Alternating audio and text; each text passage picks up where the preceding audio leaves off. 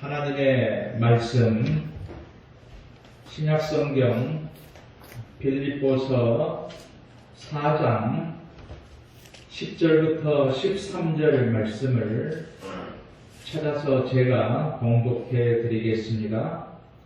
빌립보서 4장 10절부터 13절 말씀을 제가 봉독해 드리겠습니다. 내가 주 안에서 크게 기뻐함은 너희가 나를 생각하던 것이 이제 다시 싹이 남이니 너희가 또한 이를 위하여 생각은 하였으나 기회가 없었느니라. 내가 궁핍함으로 말하는 것이 아니니라. 어떠한 형편에든지 나는 자족하기를 배웠노니 나는 비천에 처할 줄도 알고 풍부에 처할 줄도 알아. 모든 일 곧 배부름과 배고픔과 풍부와 궁핍에도 처할 줄 아는 일체의 비결을 배웠노라. 내게 능력 주시는 자 안에서 내가 모든 것을 할 수 있느니라. 아멘. 오늘은 능력 있는 삶, 그런 제목으로 말씀을 드리도록 하겠습니다. 이 세상에 능력 있게 사는 것들이 많이 있습니다.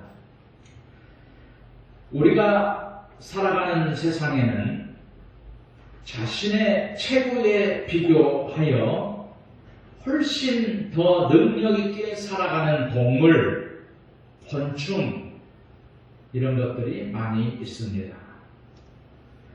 부엉이나 매를 보면 자신의 몸보다 훨씬 더 무거운 들짐승이나 큰 물고기를 잽싸게 낚아채서 하늘로 올라가는 것을 볼 수 있습니다. 정말 저럴 수 있을까 할 정도로 능력 있게 살아갑니다. 그런데 더 놀라운 일은 개미의 허리는 너무나 가냘픕니다. 개미는 가볍기 때문에 그램으로 달아야 됩니다. 그런 개미가 자신보다 60배나 더 되는 것을 끌고 가는 것입니다. 개미는 정말 최고에 비교해서 놀라울 정도로 능력 있게 살아간다라는 생각을 하게 됩니다. 예수님의 재림을 기다리면서 종말을 살아가는 우리 성도들이 능력 있는 성도들이 되어야 되는 것입니다. 특히 환경이나 여건에 좌우되지 않고 살아가야 하는 것인데, 사람들은 좋은 환경에 살면 능력 있게 살아갈 수 있다고 생각을 합니다. 그러나 환경이 좋다고 사람들이 능력 있게 살아가는 것은 아닙니다. 좋은 환경에서도 무능력하게 살아가는 사람도 있습니다. 어려운 환경에서도 능력 있게 살아가는 사람도 있습니다. 감옥에서 자살하는 사람보다 별장에서 자살하는 사람이 더 많다는 것을 아시기 바랍니다. 환경이 어떠냐에 따라서 사람이 달라지는 것은 아닙니다. 그 환경에 어떤 사람이 있느냐에 따라서 환경도 달라지고 사람도 달라지는 것입니다. 어떤 환경이 사람을 지배하는 것만은 아닙니다. 어떤 환경에 누가 있느냐에 따라서 환경도 달라지는 것이죠. 누가 그 집에 사느냐에 따라서 지저분하거나 깨끗한 집이 될 수 있습니다. 조건이나 환경이 문제가 아닙니다. 능력 있는 사람은 어떤 조건도 바꾸어 놓을 수 있습니다. 옛날에 강남에 말죽거리라는 동네가 있었습니다. 그때는 아주 초라한 동네였지만 지금은 좋은 아파트들이 많이 들어왔습니다. 그 말죽거리라는 동네가 부자들이 모여 살면서 그 동네가 개포동이 되었습니다. 개포동은 개도 살기를 포기했다고 해서 개포동인데 옛날에는 그렇게 살기 힘든 동네였습니다. 그런데 지금은 부자들이 살면서 변화를 했습니다. 그런데도 아직도 이 동네를 개포동이라고 부릅니다. 왜냐하면 개도 포기한 동네가 이제는 개도 포텐셜하는 큰 자동차를 끌고 다닌다는 것입니다.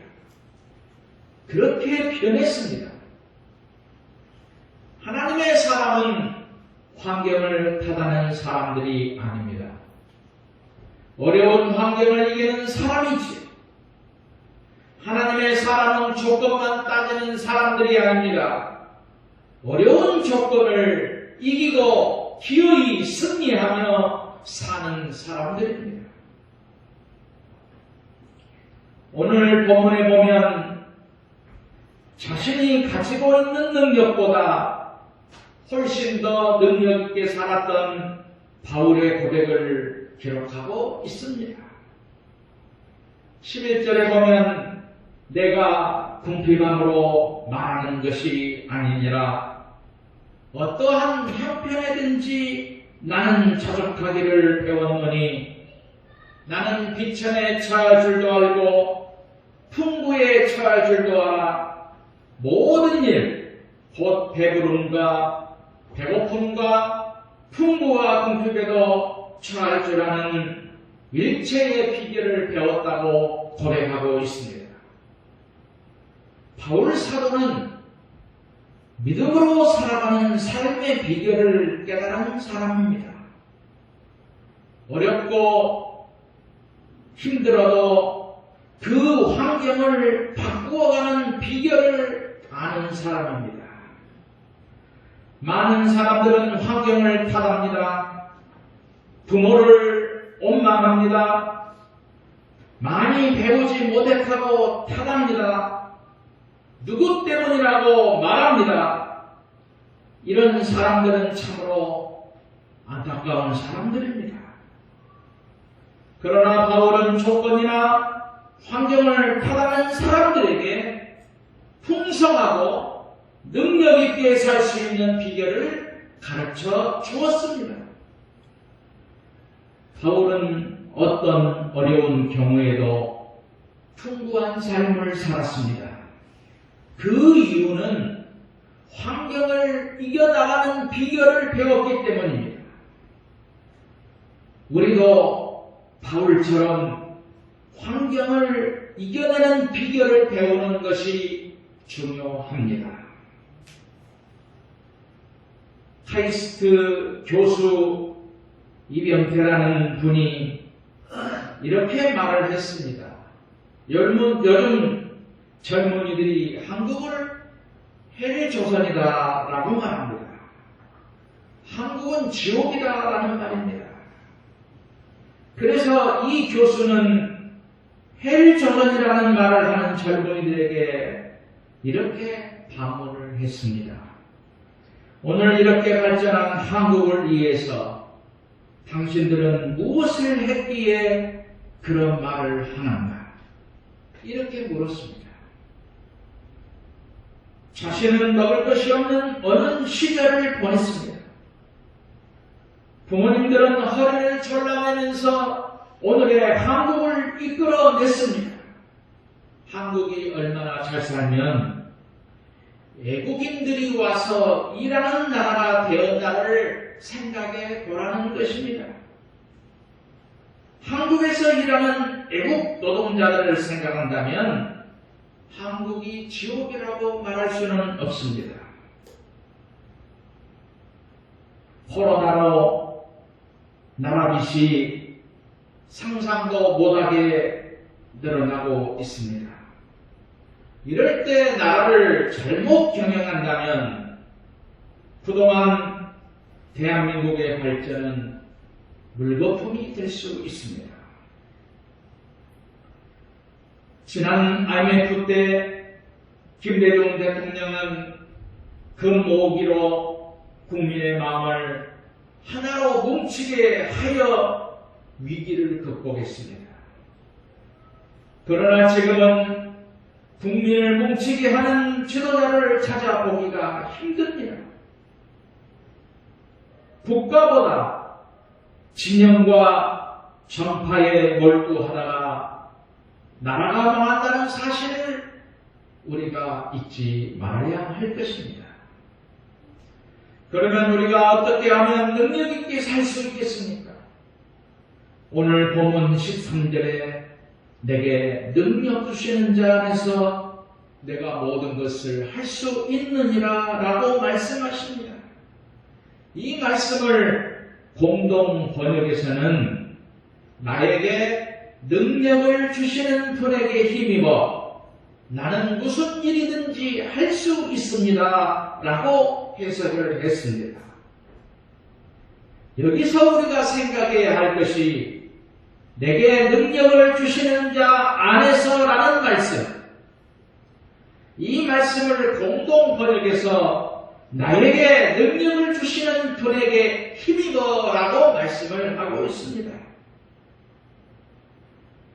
오늘 우리가 읽은 개정 성경에는 안에서라고 말합니다. 내게 능력 주시는 자 안에서. 그런데 공동 번역에서는 더 쉽게 번역을 했는데 힘입어. 내게 능력 주시는 자 힘입어.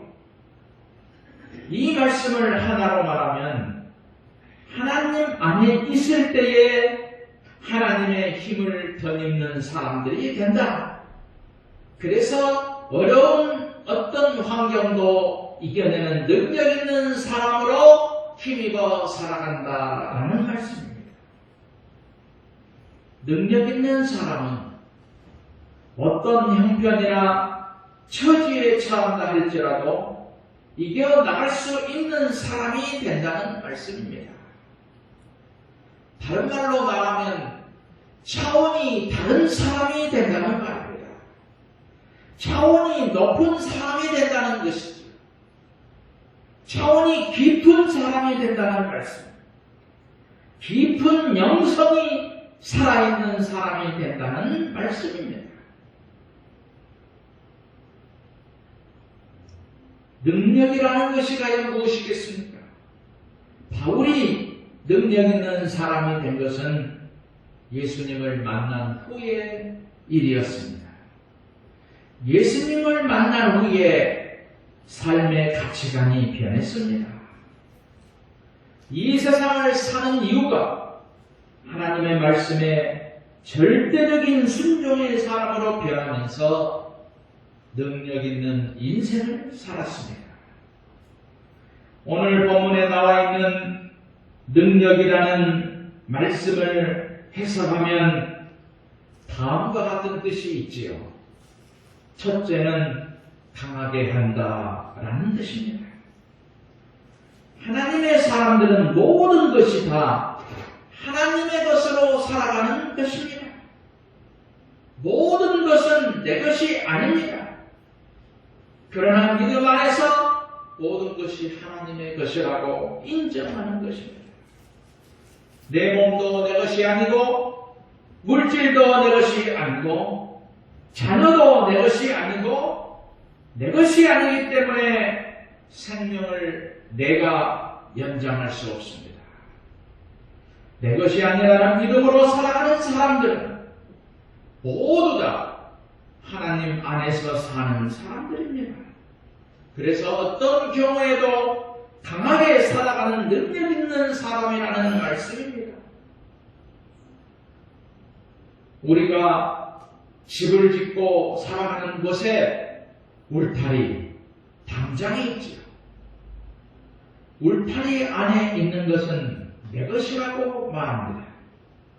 우리가 나에게 능력 주시는 하나님 안에 있기만 한다면 우리는 하나님의 능력의 울타리 안에서 살아가는 사람입니다. 이스라엘 백성들이 애굽에서 나왔습니다. 그때부터 40년 동안을 하나님은 언제나 함께 하셨습니다. 사막은 낮에는 너무 덥기 때문에 구름 기둥으로 함께 하셨고, 밤에는 너무 춥기 때문에 불기둥으로 함께 하셨습니다. 이스라엘 백성들은 구름 기둥이나 불기둥만 졸졸 따라가기만 하면 안전했습니다. 구름 기둥과 불기둥이라는 울타리 안에서 평화로 담대하게 광야를 건너갔습니다. 오늘의 구름 기둥과 불기둥은 하나님의 말씀입니다. 기도하는 것입니다. 깊은 영성의 사람이 되는 것입니다. 기도와 말씀대로 살기만 하면 모든 것을 하나님이 책임져 주시는 것입니다. 그러므로 우리 성도 여러분들이 능력 있는 그리스도인이 되려고 한다면 하나님의 말씀대로 살아가셔야 됩니다. 여러분의 입술에서 모든 것은 하나님의 은혜입니다라는 고백이 저절로 나올 수 있도록 말씀대로 살아가야 되는 것이지요. 나는 자격이 없는데 이런 복을 누린다는 고백이 나오도록 해야 합니다. 모든 것이 하나님께로부터 오는 은혜를 입어야 풍성하고 능력 있는 삶이 가능해지는 것입니다. 두 번째로는 힘을 얻는다라는 말입니다. 사람이 환경이 어려우면 낙심이 됩니다. 그러나 하나님의 사람들에게는 낙심이 금물입니다. 성령님께서 용기와 힘을 더하여 주시기 때문입니다. 바울은 어떠한 형편에서든지 예수 그리스도 한 분만을 바라보았습니다. 어려움에 처할 때도 자기의 어려움을 바라보지 않았습니다. 좋은 일이 있을 때도 좋은 일만 바라보지 않았습니다. 오직 하나님을 바라보았지요. 그때 성령께서 주시는 영성의 능력을 받아서 모든 어려움을 극복할 수 있었습니다. 우리가 어려울 때에 어려움을 바라보면 낙심할 수 있습니다. 우리가 좋을 때 좋은 것을 바라보면 교만할 수 있습니다. 내가 처한 환경을 바라보기보다는 언제나 변함이 없으신 예수님만 바라보시기 바랍니다.